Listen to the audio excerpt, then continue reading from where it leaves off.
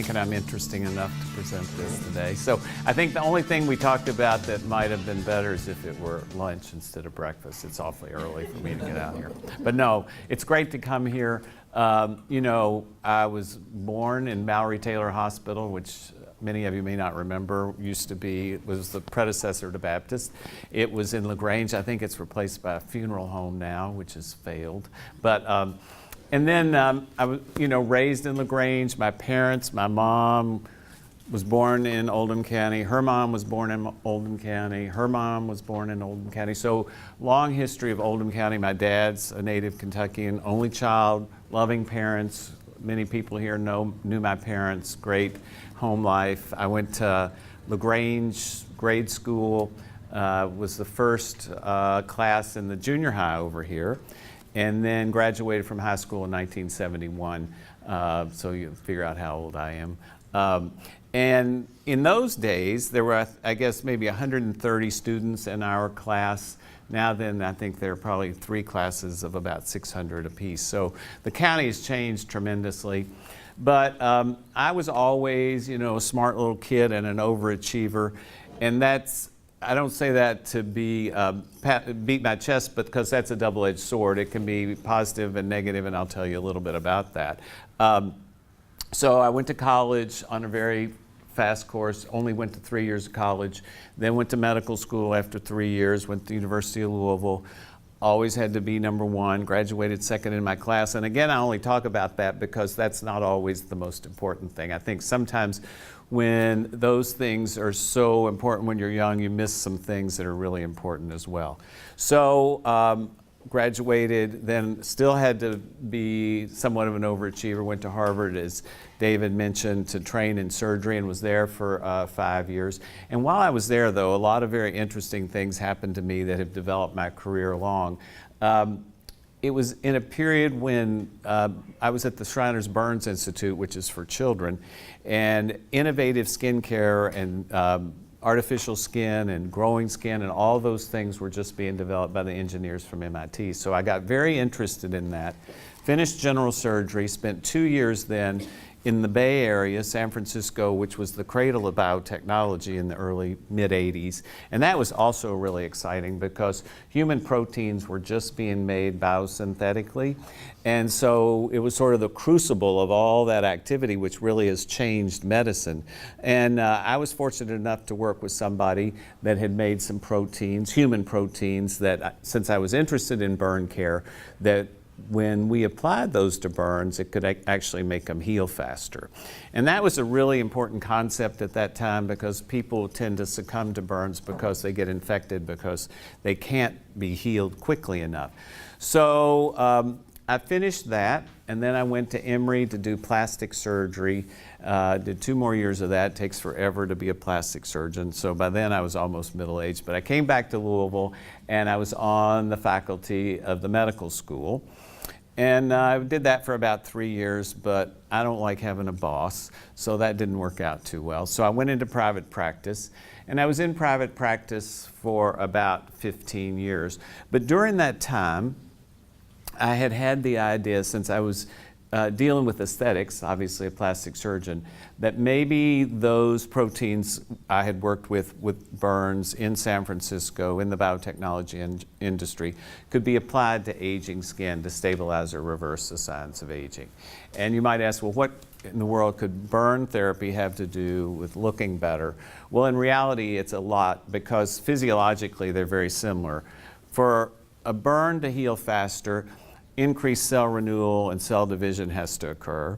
And the same is true to stabilize or reverse the signs of aging.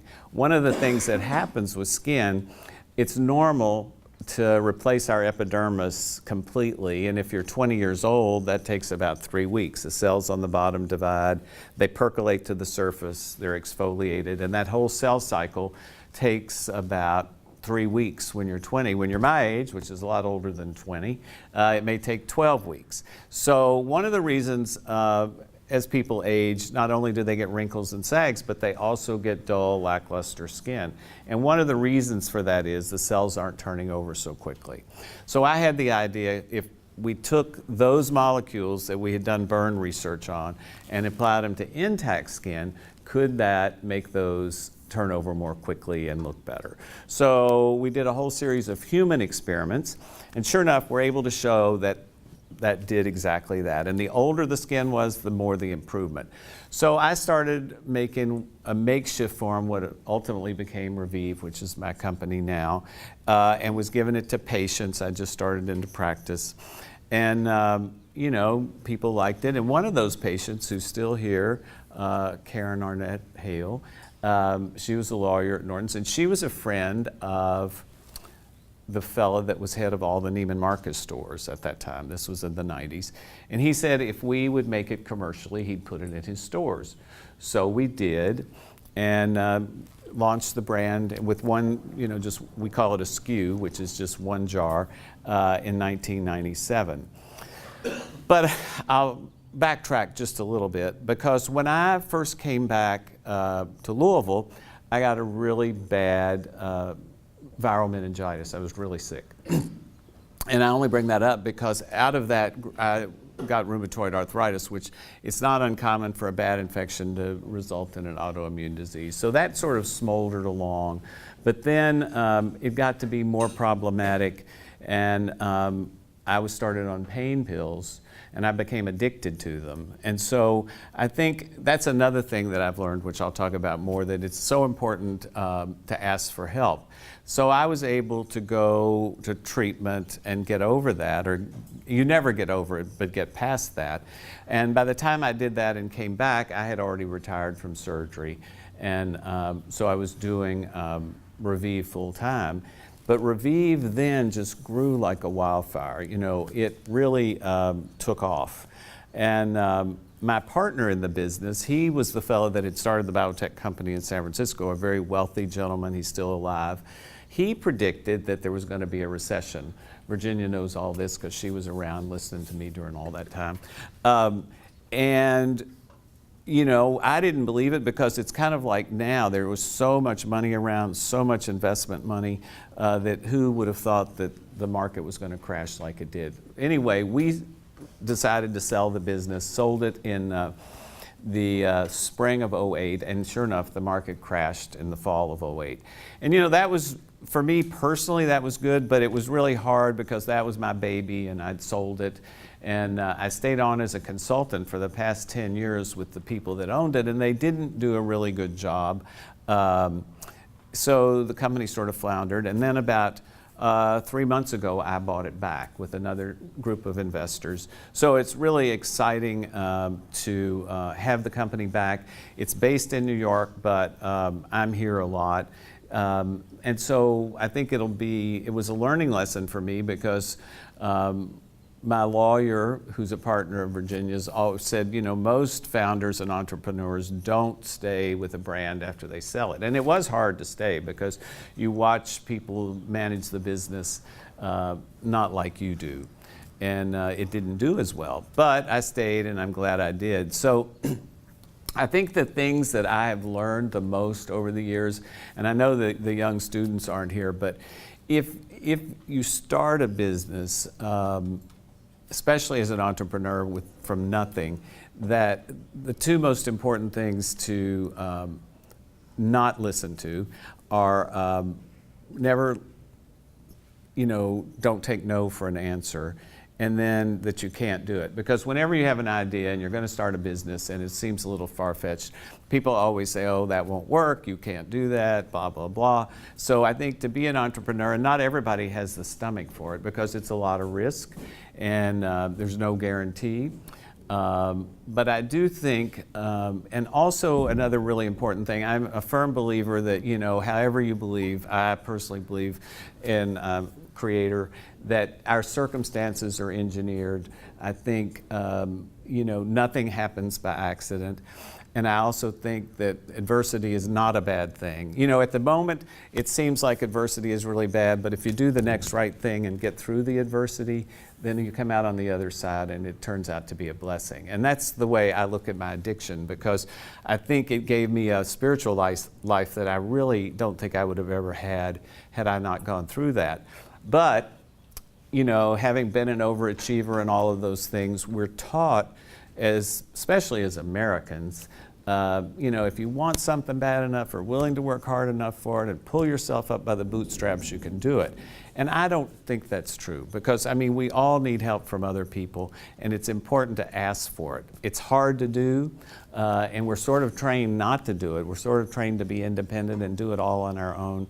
But I think, with the help, because when you think about, and the way I believe is that we all have a little snippet of God's DNA in us. And so I think that that's how we get help from our higher powers, through other people. So I think it's really important to ask for help. So that's kind of a quick, and I do still have a farm about 2 miles from here, so I have strong ties to Kentucky over in Skylight. I still have a house here, a small business here. So this will always be home, even though I live 3/4 of my time in New York City. But once you're from Kentucky, you can't ever get over that. So that's pretty much my story. I'd be glad to answer any questions if you have any. I know everybody's got to probably get to work and things like that, or eat more biscuits or whatever you want to do. But thanks. That's it. Do you still have your business near, I guess, Nulu? Yeah, I still have a little boutique in Nulu on Market Street where we sell my product. But it's sold mainly in high-end department stores: Neiman Marcus, Saks, Barney's, Bergdorf Goodman. Actually, there's a new place in Lexington that may come to Louisville called Cosbar that may sell it. So I was curious, from that moment where you had been working with the burn victims to the moment where you developed the procedure for skin repair, what was the time frame in between that creative thought and fruition? 10 years. From the time I thought about it till the time it actually happened. Right. Yeah. Okay. Yeah. So that 10-year period was development and research? Well, research. I did get a patent, which I didn't really need. Anything like that. That's why I think tenacity and perseverance, you have to sort of not take no for an answer. Because it's not quick, especially when it's something, starting something from really nothing. So yeah, it took about 10 years. Anybody? Can you tell us a little bit about that transition, going from a practicing physician into an entrepreneurship role, which I guess, having an office is entrepreneurship, is taking a new product to market? Like, who are the types of people that you had to have around you to kind of help you fill in the gaps where your knowledge lies? Well, I tell everybody when I go and talk, like tomorrow I have to go down to Naples, the Saks in Naples, and talk to some people down there. But I always tell everybody, I never started out to have a cosmetic company because it takes too long to be, I was 34 when I finished training. So it just kind of happened. I happened to have somebody that worked for me that ran my office, my practice, and then my business, who was an amazing person. And she just had a lot of skills with people and common sense and money, and so she helped me a great deal. I think the most important thing is to have honest people around you, people that don't have an agenda and really, again, just want to help you. You have to have help. You can't do it alone. And I think that's... for so many years, I thought I could do everything alone. I think really or on my own steam, until I became addicted to pain pills. And I think that taught me such a huge lesson that, everything in life, we all need help at one time or another. So, it just sort of evolved. I didn't have a plan.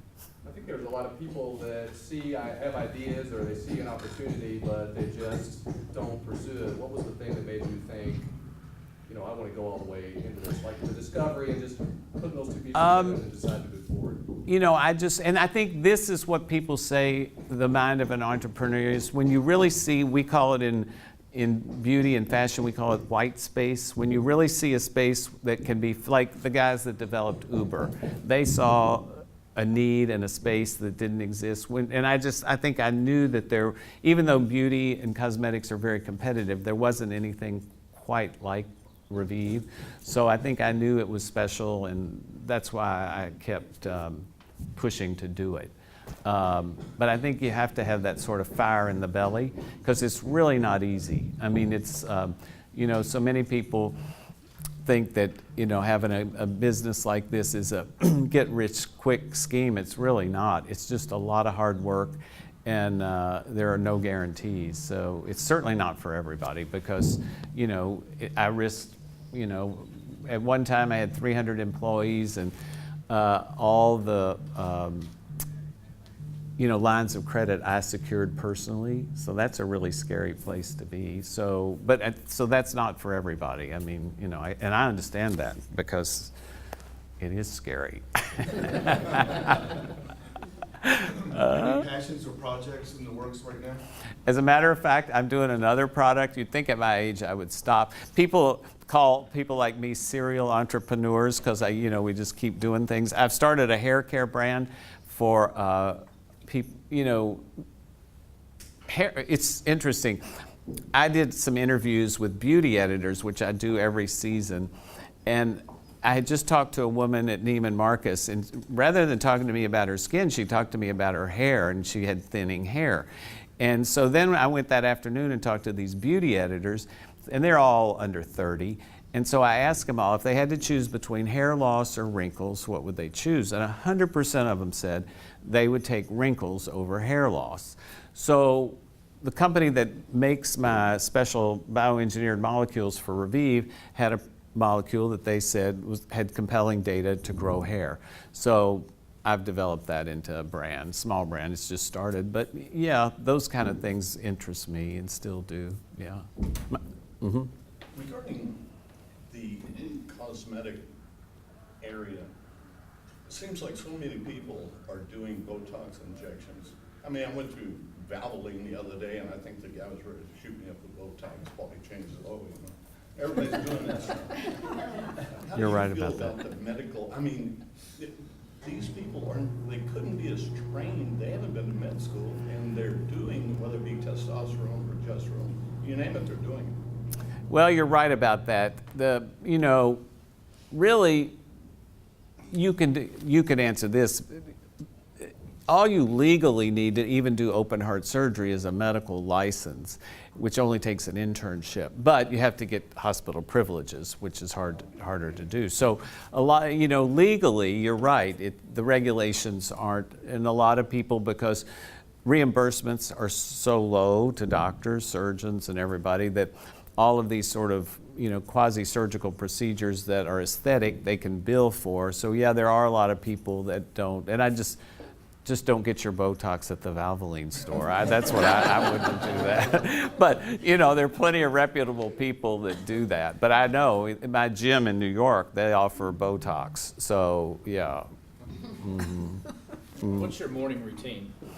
I get up, I have a cup of coffee, and I have about 5 meditation books I read. And I tell, this isn't AA, but I can still go to AA meetings. But the one thing that I was told when I first went to rehab and got home, that if you pray for sobriety, it's very unlikely you'll relapse on that day. So I always do that. I pray for sobriety, I'm thankful.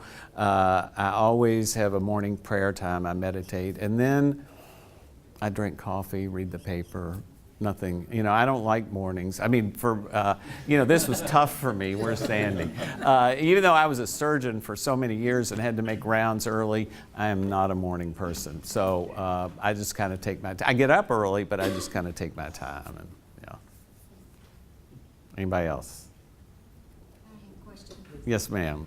Can you purchase your product online? You can. Please do. And you use the product yourself? I do, and I've used it really since it was available commercially. Probably I've used it, I guess, close to 30 years now. Yeah. Is it too personal to ask if you've ever done anything other than your product? It's not Because you too look at- personal, and I have used my specialty. Yeah, Okay. I have. Okay. I had a facelift about. I always tell this to patients because I think having a perspective.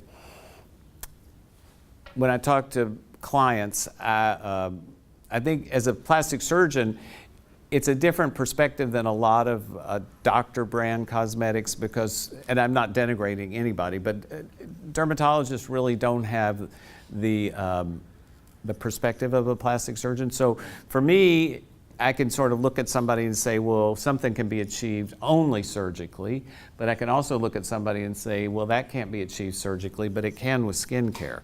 So I'm very open about it. I lost 25 pounds about 6 years ago, and then, yeah, I had a facelift.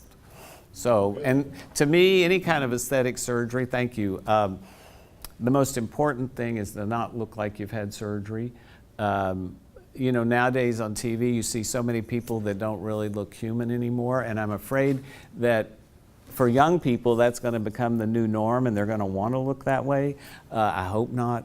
But a lot of that's due to injections, and also due because dermatologists don't really do surgery, so they'll do things like, you know, make cheeks bigger to try to get rid of jowling, which really doesn't work.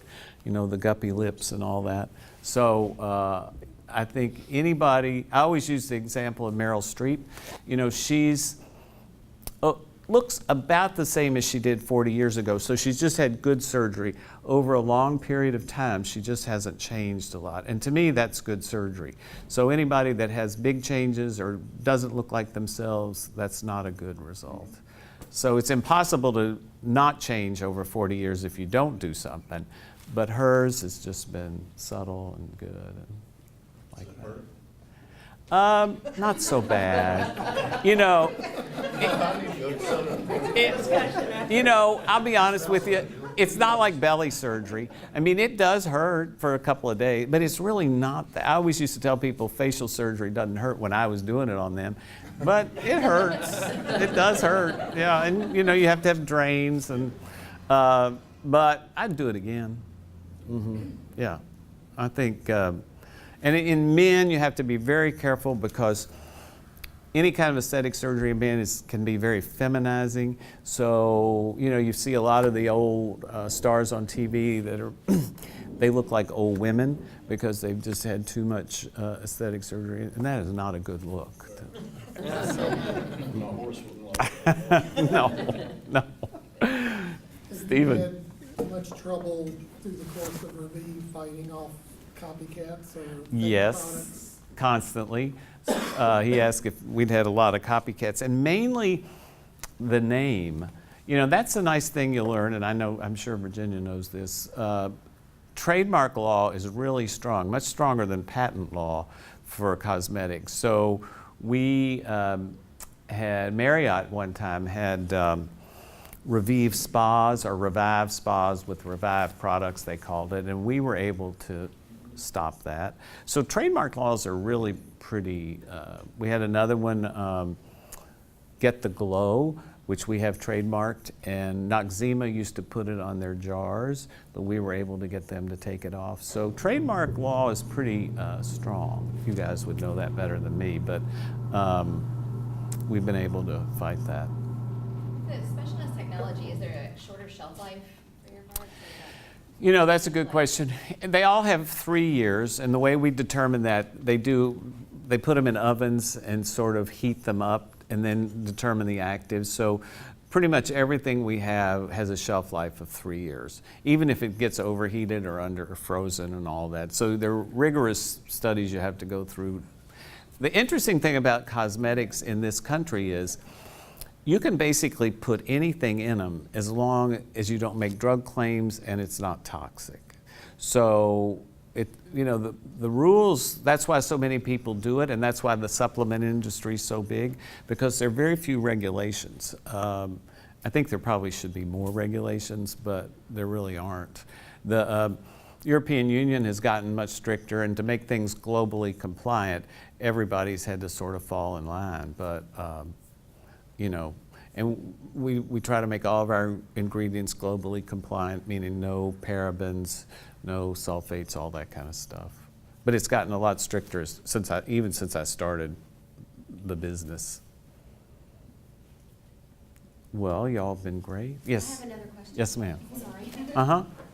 Is your product more for the middle-aged or? Well, you know, that's a good Can I question. buy it for my daughter who, you know. How old's your daughter? Well, she'll be 14 That's a little young. It's expensive, so I tell everybody, most people, I just saw some ladies yesterday, and really late 20s, early 30s, just about everybody. I can tell if somebody even looks really young. Most people will have enough subtle signs of aging by the time you're 30 to be able to tell it, and it's usually from volume loss. It's not wrinkles. You get enough volume loss that there's a little trough here, and so there's a demarcation between the lid and the cheek, whereas younger than that, it's this nice continuous unit. So at 14, her cells are turning over so quickly, she doesn't have volume loss. You don't need to spend the money. Probably the most important anti-aging cream anybody can have is a sunscreen, so she needs that, and then just simple moisturization. But she doesn't need Revive at that age. So late 20s, 30, that's about the time I recommend folks to use it. David, were you You going said to? there was a gap between when you owned Revive the first time and then now. How long was that gap? And That was what- 10 years, 10 and years? that was, if they hadn't paid me so well, I probably wouldn't have stayed because it was painful. Because the company stumbled. Without telling you exact numbers, we bought it back for about 1/3 of what I sold it for 10 years ago. So, that lets you know it hadn't performed very well. And it had poor management. Has the industry changed significantly? The industry has changed, and what has changed the most is social media. I mean, it's sort of changed everything. Brick and mortar, all of the specialty department stores like Saks and Neiman's, all of them are struggling because Amazon, social media, all of those things have really, and nobody quite knows how it's all going to end up. Probably the most exciting companies that get acquired for the most money nowadays are those that are started solely online and sell pretty much, because when you think about it, our biggest overhead are employees in the store, salespeople in the store. So if you can sell online, you don't have any of that. So you make a lot more money. And, everybody talks about millennials. There are 80 million of, I don't know if I'm sure there are a few of you in here. And that's a big demographic. And so nobody's really quite figured out how to deal with them, at least from a sales standpoint. But it's interesting. It's been fun because it's so different, now than it was when I started Revive 20 years ago. I couldn't start it probably the same way now and be successful. What do you think of the direct sales market? Well, it's interesting. The people that bought Revive the first time was the family that owns Amway. And so that's big direct sales. And they pretty much, I give them credit. They really tried to run the business well. But direct sales and specialty retail are like apples and oranges. It might as well have been tractors and beauty, because it really does not, they couldn't do it. They luckily didn't put Revive in the direct marketing, scheme of theirs. They left it alone, but they didn't know how to do it. So there's a lot of money to be made in direct marketing. But they also are struggling, and they tend to do best in third world countries. Like China was a huge, it's sort of exhausted in this country, meaning Avon, Amway, New Skin, all of those direct marketing things. They do better in emerging economies. But then in China, you get so big and then they stop you. They don't want you to be so big. And so then Shiseido, about 1.5 years ago, bought Revive, and they were equally bad. So the company didn't perform. But it's a small business. It's not quite mom and pop. It's bigger than that, but it's not scalable yet. And that's what those companies want. They want a scalable business that can be global, and it can be. It's just taking it from, a $50 million business to a $500 million business is a big jump. And that's what they want. Companies like that. And so, especially when was so mom and pop, when I owned it, it was hard for them to get it to where they could scale it.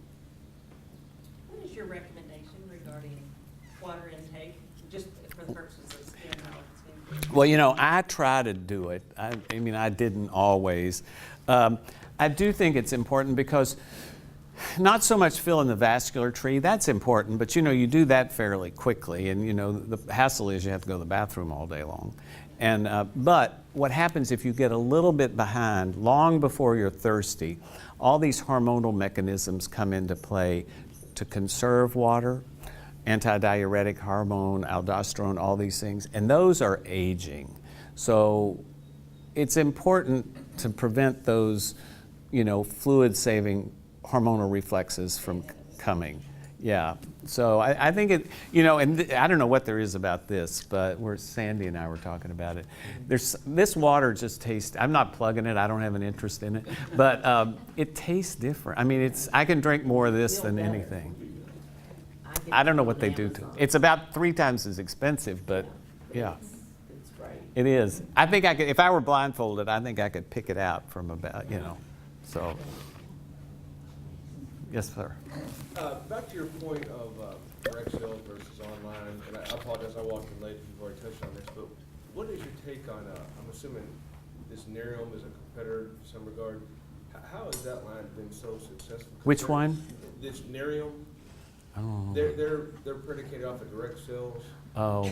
or at least the way I understand it, they seem to be very successful, and I'm just curious how that's possible with the advent of internet and online and all that.